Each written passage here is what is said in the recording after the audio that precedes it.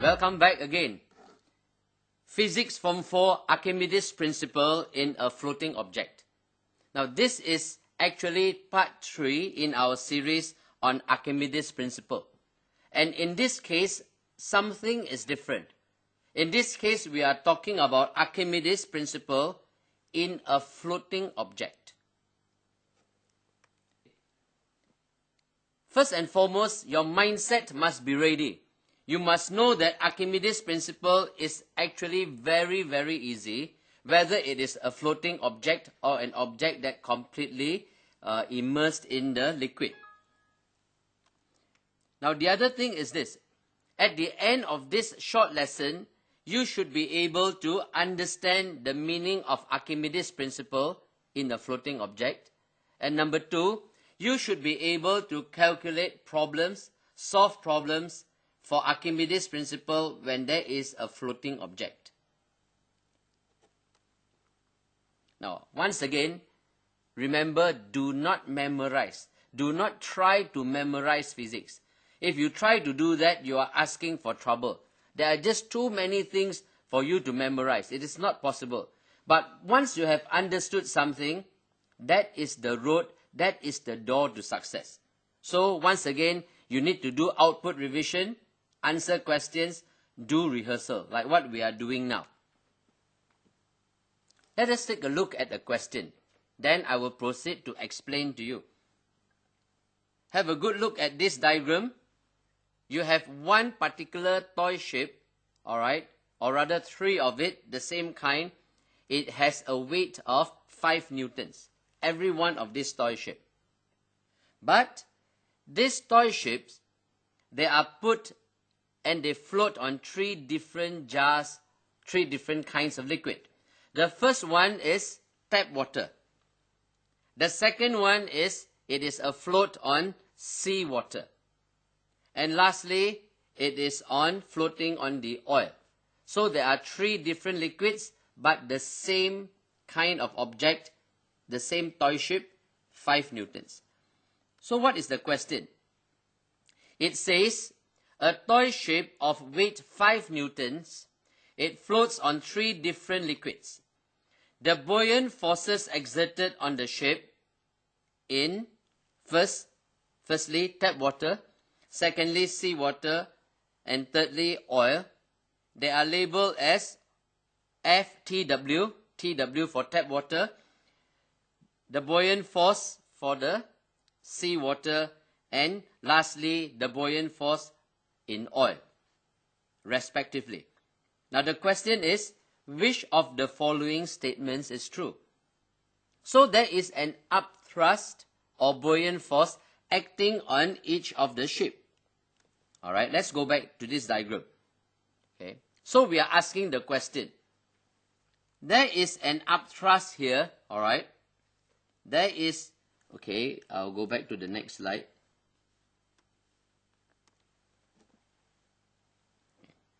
I'll draw something here. This is tap water.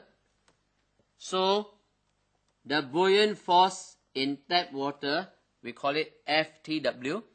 And here, there is a buoyant force, I call it F, seawater, SW.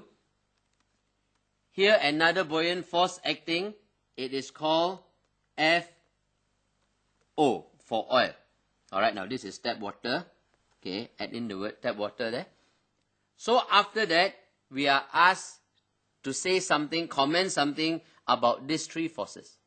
Now before we understand this, or before we answer this question, allow me to just conduct a very simple experiment to help you understand it. Now here I have an object that is about 50 grams. Roughly 50 grams. Alright. So it is afloat or floating in the water. So it's very clear. 50 grams is afloat. So it has a certain weight. Alright. Let us not worry too much about the value, the exact value of the weight. Alright. So it has a certain weight and now it is afloat. Now what I'm going to ask is this. If this is afloat on water, First question is there any force acting upwards on this object? Surely there is, isn't it? Okay, I'm sure you can see it, you can feel it coming from the bottom of the tube. Again, there is a force that is acting upwards, supporting it. So since this is about 50 grams, and 50 grams is actually 0.05 newtons, alright, 50 grams, sorry, it is 0.050 kilogram, okay, so it is 0.5 newtons. The weight is 0.5 newtons. 0.5 newtons. Okay. So what I'm going to do is this. I'm going to add in some more weights. Alright, the ball bearing. Okay, even clearer if I were to just let it drop in and you can see. You can see the effect. Now what is happening? Just imagine that this is a boat.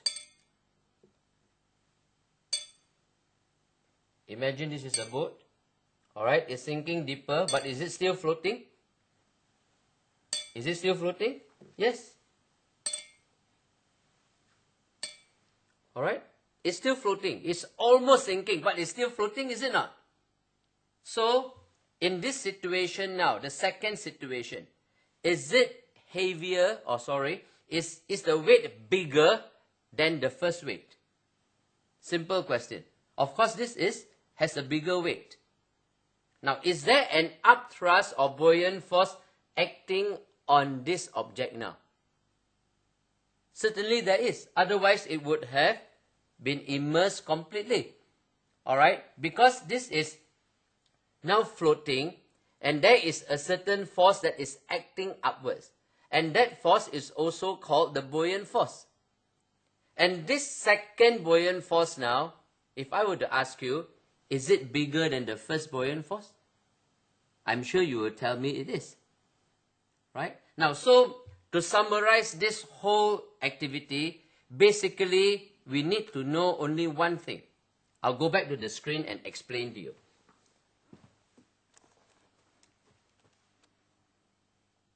Let's explain and discuss the situation just now. Again, it's a cartoon version. Alright.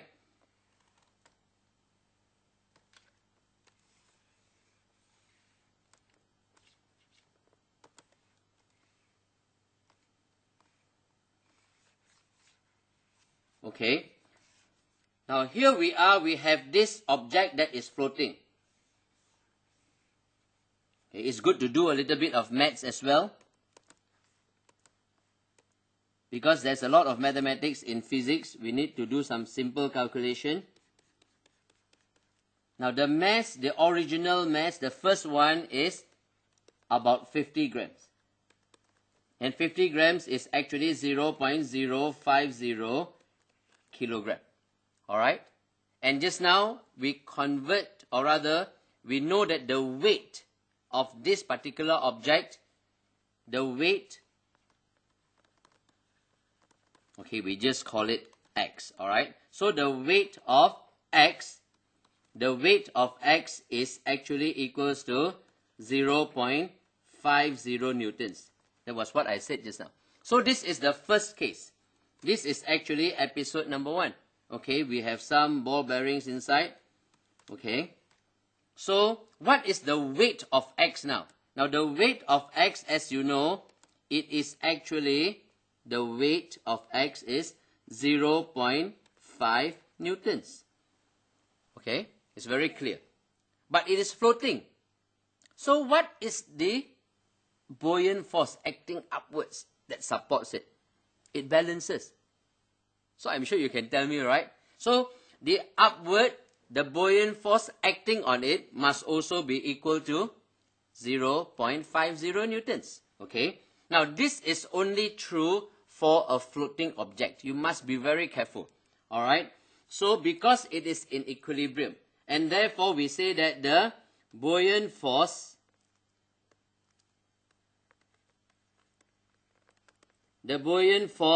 acting on this object now is actually also equals to 0.50 5 newtons. It balances. So the upward force, which is the buoyant force, what is the value? Is 0.5 newtons. It balances. Now in the second case just now, I added some more weights. Alright? Okay, very quickly.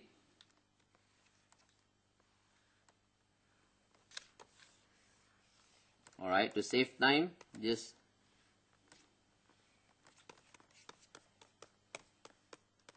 now let's say I added and added until the second mass is actually 65 grams. Alright, 65 grams. So change it to kilogram, 0.065 kg. Okay. And what is the weight now? Okay, I call it weight 2 because it is the new weight. Alright, so we have more ball bearings inside. Okay, so it is now 0.65 newtons. So what happens to the upthrust now?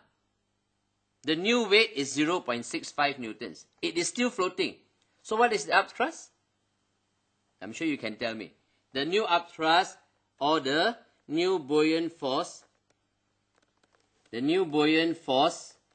I call it 2, is also equals to 0.65 newtons. So to summarize it, we know that it has a weight of 0.65 newtons, and so the upward force, the buoyant force, is also 0.65 newton. So that is the, I call it FB2, the new buoyant force. It is also 0.65 newtons. Now once we understand this concept, we can now tackle the question. The earlier question. This is the question. Alright? The question that we had just now. Case number 1, case number 2, and the third shape, 3 different liquids. But can you tell me something about the weight of the ship? Has it changed? No. It is still 5 newtons, right? 5 newtons. It does not matter what it is floating on. Whether it is oil, or whether it is water, or whether it is teh susu, it does not matter. As long as it is floating there, it has its weight. How many newtons? 5. So what is the buoyant force acting upwards? I'm sure all of you can tell me, isn't it? Alright, so let's ask. What is the buoyant force FTW? How many newtons? Anyone? Okay. Some of you are shy, right? But you can tell me the upward force is 5 newtons. Alright? Because it must be equal to the weight of the ship. Alright, so it is 5.0 newtons. Now what is FSW? The buoyant force acting on the second ship in seawater is equal to the weight of the ship. It does not matter how much it sinks in or how much it is immersed.